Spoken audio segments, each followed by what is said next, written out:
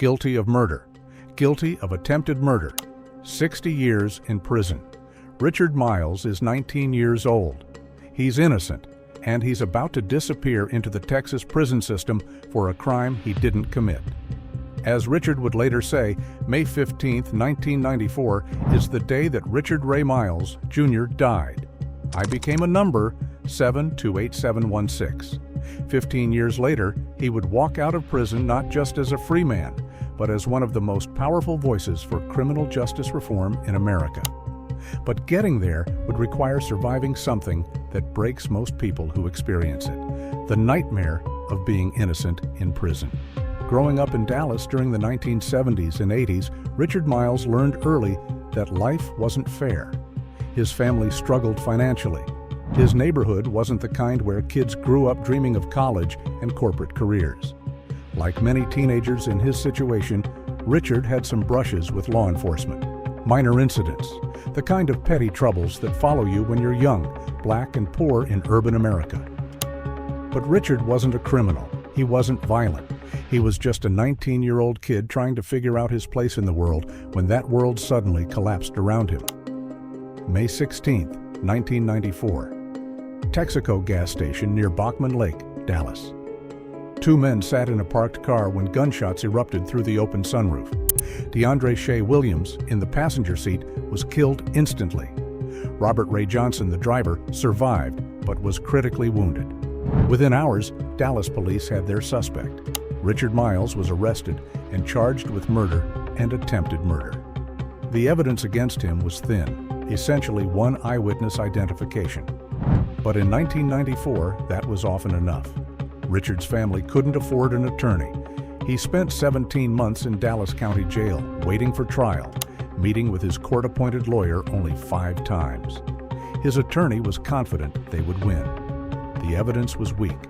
Richard was innocent.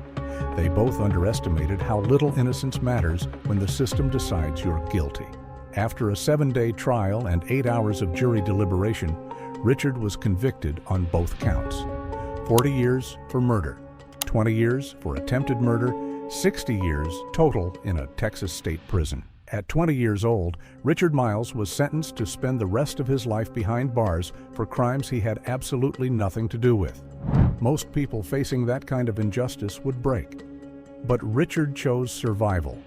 The Texas prison system in the 1990s and 2000s was brutal even for guilty inmates. For someone maintaining their innocence, it was psychological torture.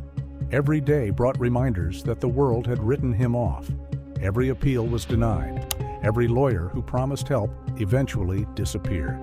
Every year that passed was another year stolen from his life. But Richard discovered something during those 15 years that would define his future mission. He saw how the system failed everyone, guilty and innocent alike. He watched men complete their sentences only to return within months because they had nowhere to go, no skills to survive, no support to rebuild their lives. He watched the cycle repeat endlessly. Crime, prison, release, desperation, more crime, more prison. The barriers facing ex-prisoners weren't just practical, they were systematic. No jobs, no housing, no opportunities. Society had decided that paying your debt to society wasn't enough. The punishment never really ended. Richard experienced this firsthand when he was finally released in 2009.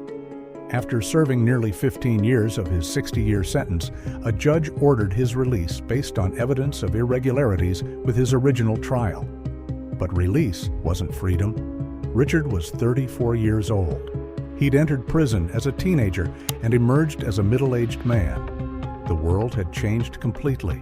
Technology, culture, social norms, everything was different. And despite his innocence, despite serving time for crimes he didn't commit, Richard faced the same barriers as every other ex-prisoner. Employers who wouldn't hire him, landlords who wouldn't rent to him, a society that saw only his record, not his innocence. As Richard later described it, this rejection created the perfect mixture for recidivism. Even innocent people, faced with complete social isolation, might return to crime simply to survive. But Richard had spent 15 years preparing for this moment. not just dreaming of freedom, but planning for it. The fight for Richard's complete exoneration took another 3 years. It wasn't enough to be released. He needed his name cleared entirely. On February 15, 2012, the Texas Court of Criminal Appeals officially declared Richard Miles factually innocent. Not just probably innocent or charges dismissed. Completely and totally innocent of the crimes for which he had served 15 years in prison. The real perpetrators were eventually identified and prosecuted. The eyewitness who had identified Richard admitted to being mistaken. The case that had stolen 15 years of his life finally acknowledged what Richard had known all along. He was innocent, but vindication came with its own challenges. What do you do when you get your life back after 15 years? How do you rebuild from nothing when you're 37 years old and the world has moved on without you? Most exonerees struggle with this transition: depression, anxiety, difficulty forming relationships, problems adjusting to technology and social changes. The state of Texas compensated Richard for his wrongful conviction, but money couldn't restore the years he'd lost.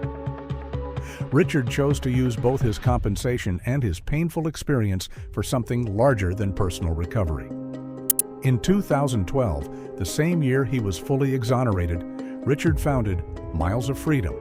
His mission was simple: ensure that other people returning from prison, whether wrongly convicted or guilty, and served their time, had the support he had lacked. Miles of Freedom wasn't just any re-entry program, it was built on Richard's first-hand understanding of exactly what people needed to successfully transition back into society.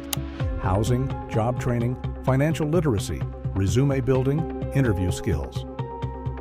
But more than practical support, Miles of Freedom offered something even more valuable: dignity and hope.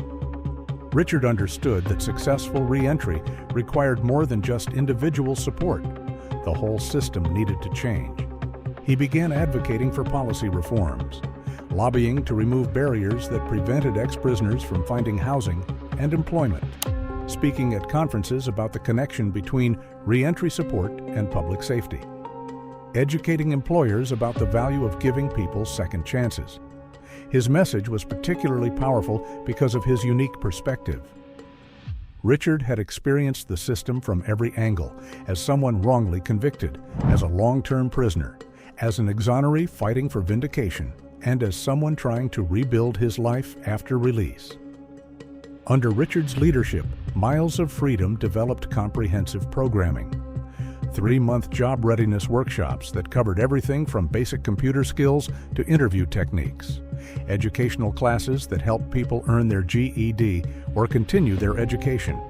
Financial literacy programs that taught budgeting, banking, and credit repair. But perhaps most importantly, Miles of Freedom created a community. People returning from prison weren't just clients receiving services. They were part of a family that understood their struggles and celebrated their successes. The results spoke for themselves. Participants in Miles of Freedom programs had dramatically lower recidivism rates than the general population. They found stable housing and meaningful employment. They reconnected with families and built new relationships. They became productive members of their communities. Richard's work caught national attention. In 2019, CNN named him a CNN hero, recognizing his extraordinary efforts to help other formerly incarcerated people transition successfully back into society. But Richard remained focused on the work itself, not the recognition. Every person who found stable housing through Miles of Freedom was a victory. Every participant who found meaningful employment was proof that the cycle could be broken. Today, Richard Miles stands as one of America's most respected voices on wrongful convictions and prisoner re-entry. His work with Miles of Freedom has helped hundreds of people successfully transition from prison back to productive lives in their communities. He's married now, with a daughter who will grow up knowing her father as a hero rather than a prisoner. He owns his own home and bought one for his mother. The life that was stolen from him at 19 has been rebuilt into something even more meaningful. His story has influenced Texas policy discussions about compensation for the wrongly convicted and the importance of re-entry support for all former prisoners. Other states have looked to Miles of Freedom as a model for their own programs. But Richard's greatest achievement isn't the awards or recognition. It's the daily work of transformation, helping one person at a time rebuild their life after incarceration. Richard's story isn't just about wrongful conviction. It's about the power of choosing hope over hatred, purpose over bitterness, service over self-pity. The system stole 15 years of his life. Richard chose to spend the rest of his life ensuring that others, guilty or innocent, had a real chance at redemption and success after incarceration. That's the power of turning your worst experience into your greatest mission, the power of refusing to let injustice have the final word. Richard Miles turned 15 stolen years into a lifetime of purpose. If you believe no one should be defined by their worst moment or by an injustice they didn't deserve, help us spread his story. Like, subscribe, and share to keep these voices alive.